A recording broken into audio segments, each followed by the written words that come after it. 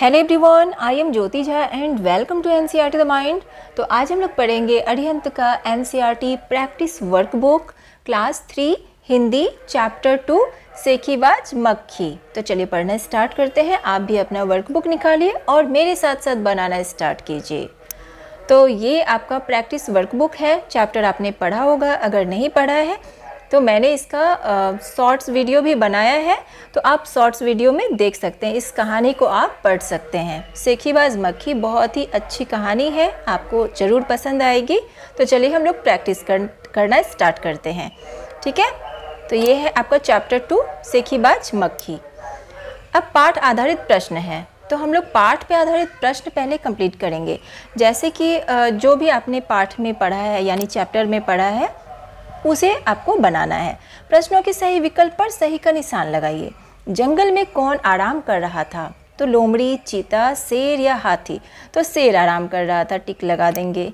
हाथी ने किसको प्रणाम किया? शेर को, मक्खी को, लोमड़ी को या मकड़ी को? तो मक्खी को प्रणाम किया, टिक लगाएंगे। मक्खी को देखकर लोमड़ी ने क्या किया? मुस्कुराने लगी, दौड़ने लगी, चिल्लाने लगी या घूरने लगी? तो मुस्कुराने लगी, टिक लगा देंगे। जाला किसने बनाया था? मकड़ी ने, लोमड़ी ने, मक्खी ने या इनमें से कोई नहीं? तो मकड़ी ने बनाया था, टिक लगाएंगे। मक्खी को जाल में किसने फंसाया? किसने फंसाया? हाथी ने, लोमड़ी ने, शेर ने या मकड़ी ने? लोमड़ी ने फंसाया, टिक लगा देंगे। सही कथन के सामने सही तथा गलत कथन के सामने गलत का निशान लगाइए। शेर कुछ दिनों से बीमार पड़ा था। तो जो सही है उसके सामने सही और गलत के सामने गलत आपको निशान लगाना है। तो क्या शेर कई दिनों से बीमार पड़ा था? तो गलत, गलत का हम यहाँ निशान लगाएंगे। मक्खी शेर से ज़्यादा ताकतवर थी, गलत। अंत में शेर ने मक्खी को मक्खी बहन कहकर संबोधित किया, सही। लोमड़ी बहुत चालाक थी, सही। लोमड़ी की बात सुनकर मक्खी गुस्से से लाल हो उठी, सही। रिक्त स्थान भरिए। शेर ने 2-3 दिनों से स्नान नहीं किया था। मक्खी शेर के कान के पास भिन भिन करने लगी। शेर को बहुत मुश्किल से नींद आई थी। शेर ने अपने ही पंजे से खुद को घायल कर लिया। लोमड़ी ने मक्खी को मक्खी बहन कहकर संबोधित किया। निम्नलिखित प्रश्नों के उत्तर दीजिए। शेर को गुस्सा क्यों आया? क्यों आया? तो शेर को गुस्सा आ गया क्योंकि मक्खी बार बार शेर के कान के पास आकर भिन भिन कर रही थी। मक्खी ने किसे और किस प्रकार ललकारा? तो मक्खी ने शेर को, मैं क्या तुमसे डर जाऊंगी? मैं तुमसे भी लड़ सकती हूँ, हिम्मत हो तो आ जाओ, बोलते हुए ललकारा। शेर मक्खी को क्यों ना मार सका? तो शेर पंजा मारता और खुद को घायल करता जाता, मक्खी तो फट से उड़ जाती। अंत में शेर उब गया और हार मान लेता है। शेर ने उबकर मक्खी से क्या कहा?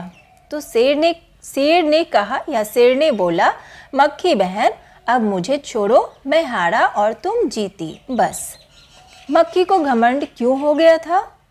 तो मक्खी को घमंड इसलिए हो गया क्योंकि वह सोच रही थी कि उसने जंगल के राजा शेर को हराया है और जंगल में अब उसी का राज चलेगा, और यह बात वो जंगल में सभी जानवरों को बता रही थी।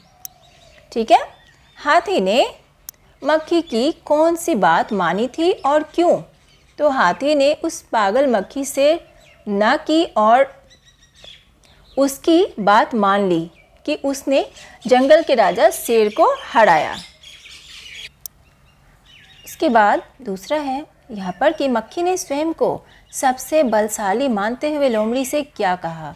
तो मक्खी ने लोमड़ी से कहा, अरे ओ लोमड़ी, चल मुझे प्रणाम कर, मैंने जंगल के राजा शेर और विशालकाय हाथी को भी हरा दिया है।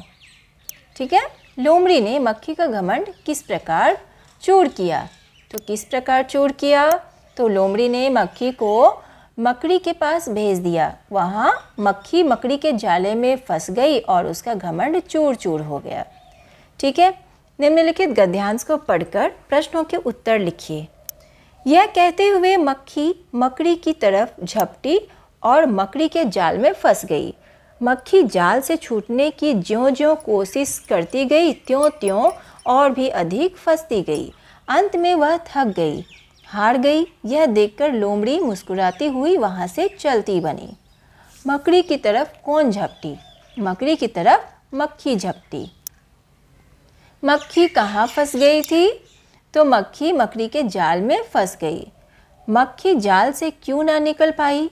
तो मक्खी जाल से ना निकल पाई क्योंकि मकड़ी जितनी छूटने की कोशिश कर रही थी उतनी ही फंसते जा रही थी। लोमड़ी क्या देखकर मुस्कुराने लगी? तो अंत में जब मक्खी थक के हार मान गई तो लोमड़ी यह देखकर मुस्कुराती हुई चली गई। ठीक है, अब है भाषा आधारित प्रश्न। निम्नलिखित शब्दों के अर्थ लिखिए। अब शब्द है इस तरफ और इधर है अर्थ। मुश्किल, मुश्किल का अर्थ होता है कठिन।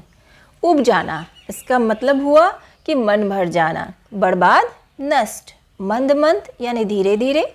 विशालकाय, बड़े शरीर वाला। पर्यायवाची यानी कि समान अर्थ वाले शब्दों को रेखाओं द्वारा मिलाइए। समान अर्थ वाला, ठीक है। तो राजा, राजा को हम बोलते हैं नृप, यानी कि समान अर्थ है, दोनों का अर्थ एक ही है। जंगल, तो जंगल का होगा वन, ठीक है। इसे हम इसके साथ मिलाएंगे। गुस्सा यानी कि क्रोध। प्रणाम, तो प्रणाम का नमस्कार। इसके बाद है घमंड, तो घमंड का अहंकार। नाक, नाक का होगा नासिका। कोशिश, हार का देख लेते हैं, हार का पराजय। और उसके बाद है कोशिश यानी कि प्रयास, ठीक है। तो ये सारे को इस तरीके से बना लेना है, ठीक है, यानी सारे को आपको मिला लेना है। उसके बाद है नीचे दिए गए शब्दों के विलोम विपरीत अर्थ वाले शब्द लिखिए। विपरीत अर्थ, माता का क्या होगा? पिता। पास, दूर, ऊपर का नीचे। जीत का हार, आसान मुश्किल। खत्म, शुरू। रेखांकित शब्दों के वचन बदलकर वाक्यों को पुनः लिखिए।